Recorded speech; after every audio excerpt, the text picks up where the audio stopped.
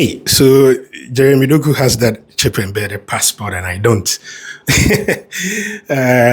The Belgium international was back home over the last holidays, and then he met the Minister of Foreign Affairs, and who gave him a passport.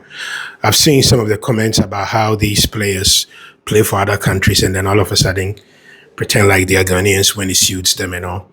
And I have a completely different view. Look, I used to have quite strong opinions about when players choose not to play for Ghana.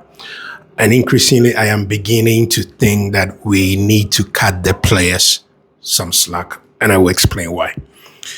Doku, like a lot of these players, like Kevin Prince Boateng and the rest, were either born or went to Europe pretty early. Whereas I grew up in Accra, Newtown, and then later Santa Maria and the Kwashiman area, or whereas you who grew up in and around the Dansuman area. So that forms the basis of your socialization. Their socialization was based on cities like London, in cities like Berlin, in cities like Antwerp, in cities like Brussels and the rest. That's all they knew. They grew up with people from a different background and everything. And occasionally, maybe they would have come home. They may have retained a lot of Ghanaianness in terms of the food they eat, the language their parents speaks to them. And it was really nice to see Doku speak almost flawless Tree.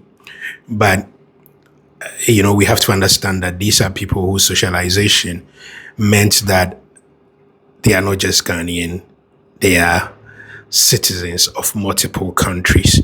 And that's why I think we need to give them a bit of a break when they make a decision about who to play for. So say you are Doku. Your first football break comes at a Belgium club. You get your training at a Belgium club. You get everything that you want. Your national federation doesn't make much of an effort to get you. And you're good enough to play for Belgium. What are the options that you are going to take? These are people you went to school with. These are people you knew have the time. In your 20 years on earth, you spent pretty much averagely 19 with the same group of people. The country that wants you to play for them, it doesn't matter whether that's where your mother and your father comes from, must give you a more compelling reason than simply saying that's where your mother and father comes from. And that's why I like it when the Minister of Youth and Sports said that, when Doku visited him, said that people like Doku are a reminder of our failure to properly scout players of those backgrounds and give them a more compelling reason to play for us. So long as the Belgium laws allows for dual citizenship, the Ghanaian laws allows for dual citizenship, I think that we need to embrace people like Doku in the same way that we've embraced people like George Boateng, Marcel Desailly, and the rest. We also need a more structured, a more entailing, a more detailed approach to wooing youngsters of second generation Ghanaian youngsters and the rest to play for us. It's not enough to go chasing them when they emerge at Stade Rennes like Doku did, or when they emerge at Manchester City. You understand? When we begin to do that, all we do is that we become a second choice for the player. So like Kevin Prince Boateng, remember him saying to me in an interview in 2010, I made the decision with my head, but I'll play with my heart. The decision with his head was that at that point, Ghana was a more viable option for him than Germany was. And there are many players like that. I think Inaki Williams probably made the same decision, even though I think he would have gotten into that Spain team eventually.